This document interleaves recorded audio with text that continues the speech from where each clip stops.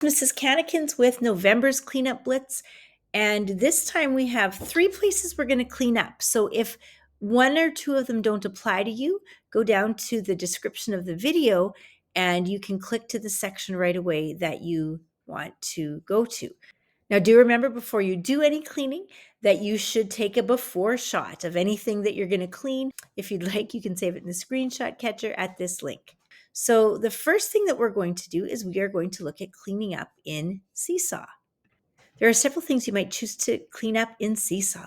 One is your folders. So I'm going to click on the folder up here by my class journal. This will list all the folders where student work goes. Now, the bad part of folders is that if you wanted to take the items, the student work items, you would actually have to physically, individually assign each one to a folder after the fact. So there's no bulk add to folder if they've already created it outside of a folder. So you'll have to decide if that's worth your time. Where we will want to spend time is in the library. So I'm going to click the library button at the top. And then we're going to go to My Library. And this is where you'll see any items that you have stored or favorited in the past. We'll see our recent activities. And then if we scroll down, we'll see some collections. So you can see here I have 11 collections. If I scroll to the very bottom, I can see that I have 70 activities not in a collection. Let's go ahead and click on that.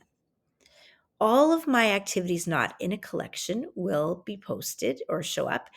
I can click on Organize, add them to one or more folders, then they disappear, and I now only have 67 items left.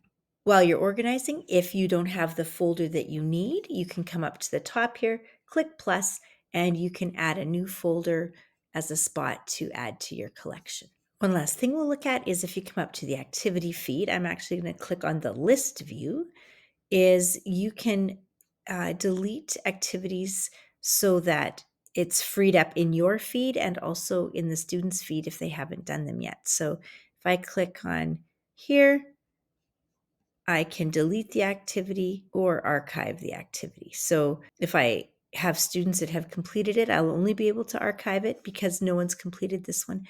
I could go ahead and delete that activity. And you'll note that while it deletes it from the class and from that list, it will still be in my library as a favorited item. All right, now over in Google Classroom, there's a couple of different things you can do. First of all, on your classroom homepage, if you're like me and you have lots and lots of classes, you might choose to archive those. When you archive them, they go out of your list and they also get removed from the students list. So to archive, click on the 3 dots and simply click archive. Now, some things to note. If we archive, then students can't do anything in that class and teachers can't do anything in that class. Although teachers can still reuse a post from that class, you can restore it if you need it later on. And at any time, anything that's ever been made in that class will always be in the students folder in their Google Drive for that class. So I'm going to go ahead and archive it. If you want to unarchive it, you come right down to the very bottom, click on archived classes. You can see these ones have little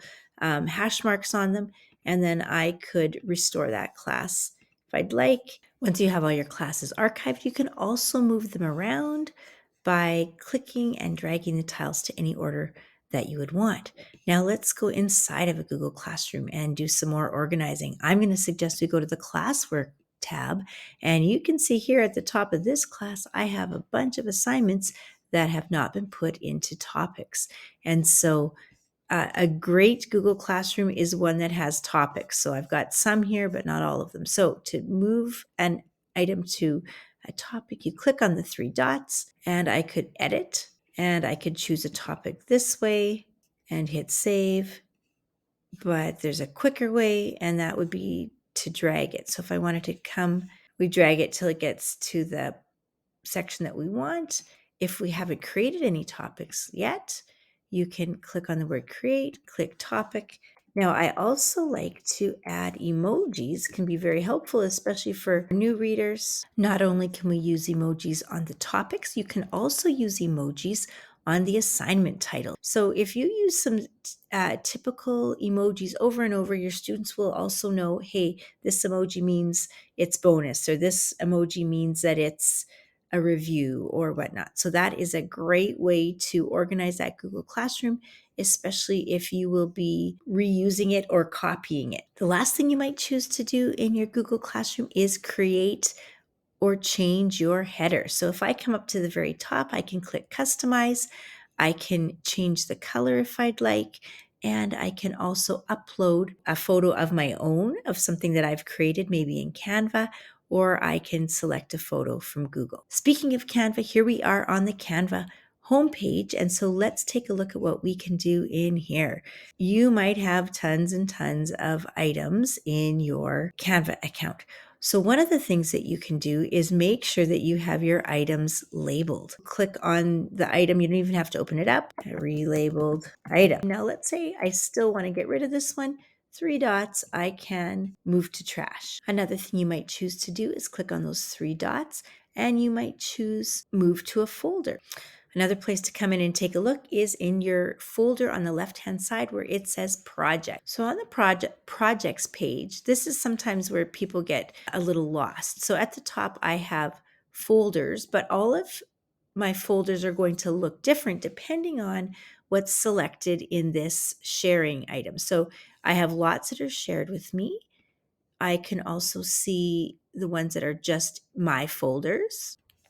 So now I'm in my folder, my projects folder. If I come right up to the top right and click add new, I can click add new folder and I can give it a name here and hit continue. And now when I click on folders, I'll have that new folder right here.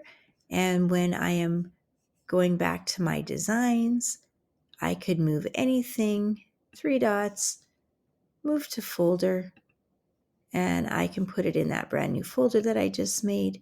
If you want to tidy up by changing the names of your folder, that's a little bit tricky.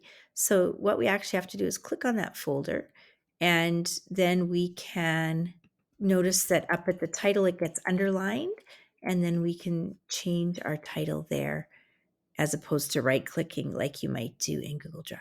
So to qualify for the challenge this month, you can choose to clean up Seesaw or Canva or Google Classroom or all 3, but at least one in order to submit the challenge. Of course, we'd love it if you submitted evidence for more than one.